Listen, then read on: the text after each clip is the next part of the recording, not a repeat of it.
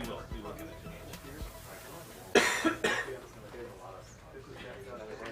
Okay.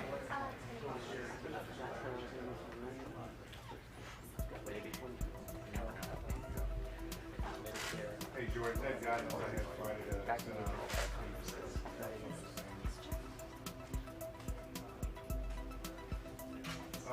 he's usually prompt and one person on time. They are going to get a lot right now. Okay.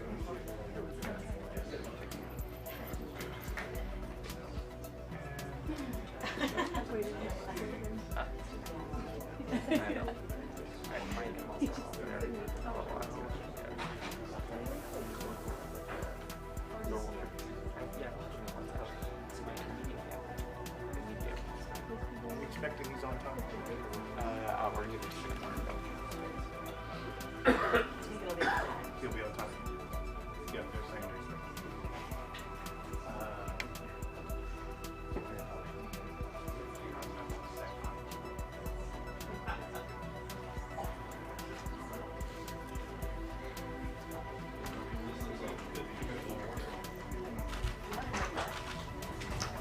Hi everyone, this is your 2-minute warning. Special Counsel Robert Mueller will be coming to give a statement. He is not taking questions, this is just a statement, and he'll be out in about 2 minutes. Thank you. just Mueller himself, guys. These are 2-minute warnings. That's very good.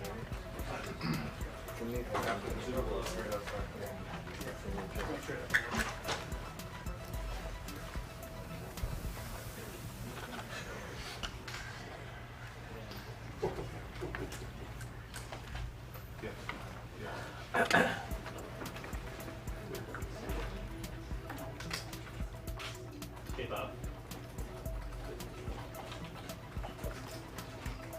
Okay, so we just had the 2-minute warning, so go to the live shot session. Okay, as soon as we'll do it right as soon as this wraps up, probably 20 minutes. Okay, thanks. Start, thank you. Yeah. But George, a lot of the anticipation here, we've not heard from this man in over 2 years, said nothing as the investigation unfolded, speaking only in court. There has been a lot of conversation about whether he wants to testify before Congress. Our sources have been saying that he's been extremely reluctant to do that. He does not want to engage in the political circus. So we'll find out soon if that's good for long.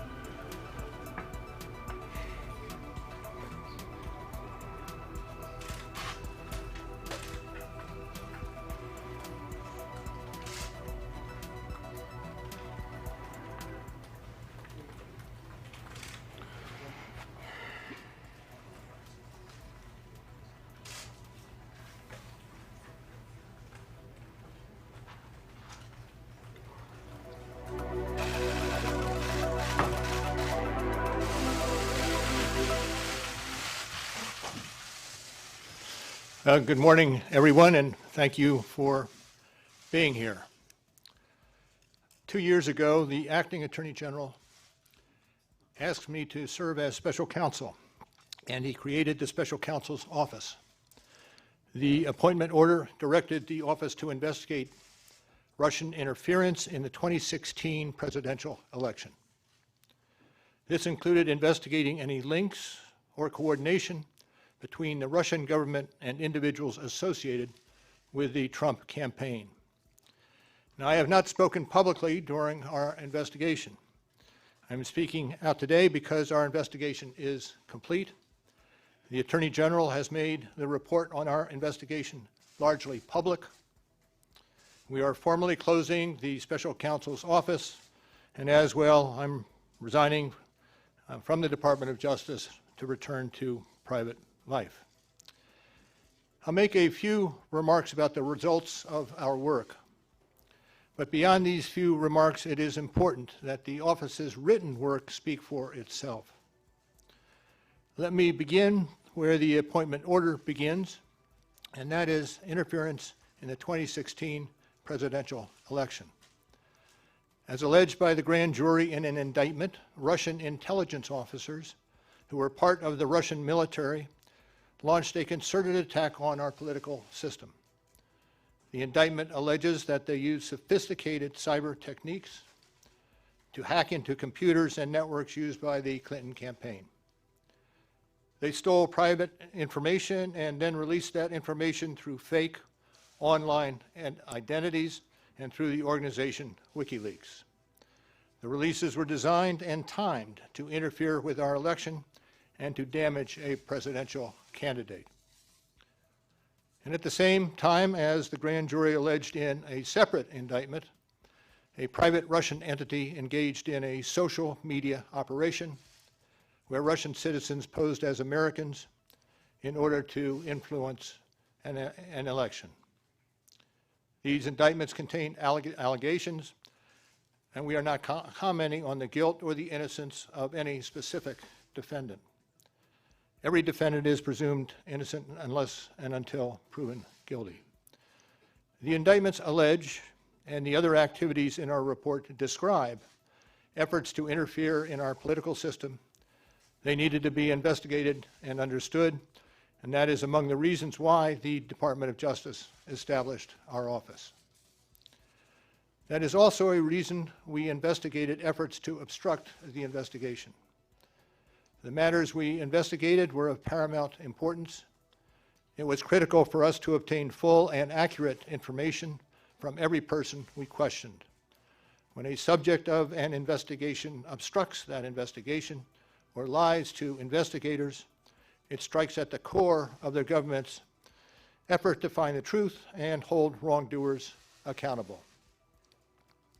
Let me say a word about the report. The report has two parts, addressing the two main issues we were asked to investigate. The first volume of the report details numerous efforts emanating from Russia to influence the election. This volume includes a discussion of the Trump campaign's response to this activity, as well as our conclusion that there was insufficient evidence to charge a broader conspiracy. And in the second volume, the report describes the results and analysis of our obstruction of justice investigation involving the president. The order appointing me special counsel authorized us to investigate actions that could obstruct the investigation. And we conducted that investigation, and we kept the office of the acting attorney general apprised of the progress of our work. And as set forth in the report, after that investigation, if we had had confidence that the president clearly did not commit a crime, we would have said so. We did not, however, make a determination as to whether the president did commit a crime. The introduction to the volume 2 of our report explains that decision. It explains that under long-standing department policy, a president cannot be charged with a federal crime while he is in office. That is unconstitutional. Even if the charge is kept under seal and hidden from public view, that too is prohibited. The special counsel's office is part of the Department of Justice, and by regulation, it was bound by that department policy. Charging the president with a crime was therefore not an option we could consider. The department's written opinion explaining the policy makes several important points that further informed our handling of the obstruction investigation. Those points are summarized in our report, and I will describe two of them for you. First, the opinion explicitly permits the investigation of a sitting president because it is important to preserve evidence while memories are fresh and documents available. Among other things, that evidence could be used if there were co-conspirators who could be charged now.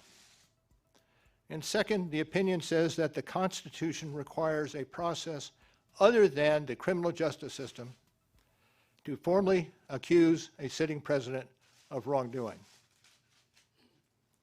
And beyond department policy, we were guided by principles of fairness. It would be unfair to potentially accuse somebody of a crime when there can be no court resolution of the actual charge. So that was Justice Department policy. Those were the principles under which we operated, and from them we concluded that we would not reach a determination, one way or the other, about whether the president committed a crime. That is the office's final position, and we will not comment on any other conclusions or hypotheticals about the president. We conducted an independent criminal investigation and reported the results to the Attorney General, as required by department regulations. The Attorney General then concluded that it was appropriate to provide our report to Congress and to the American people. At one point in time, I requested that certain portions of the report be released.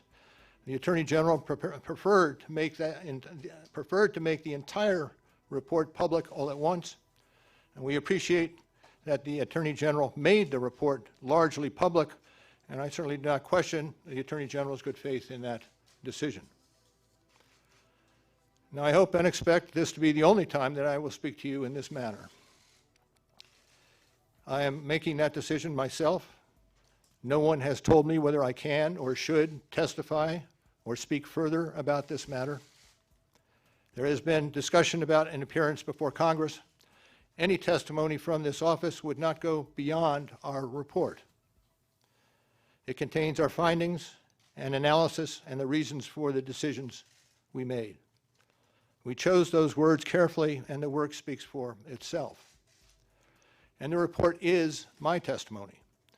I would not provide information beyond that which is already public in any appearance before Congress.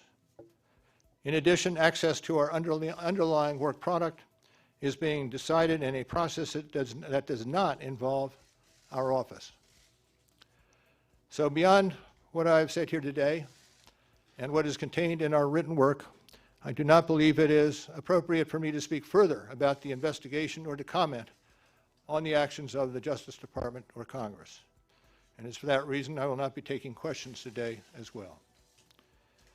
Now, before I step away, I want to thank the attorneys, the FBI agents, the analysts, the professional staff who helped us conduct this investigation in a fair and independent manner. These individuals, who spent nearly 2 years with the Special Counsel's office, were of the highest integrity. And I will close by reiterating the central allegation of our indictments, that there were multiple, systematic efforts to interfere in our election. And that allegation deserves the attention of every American. Thank you. Thank you for being here today. Sir, if you're subpoenaed, will you be here full time? No question.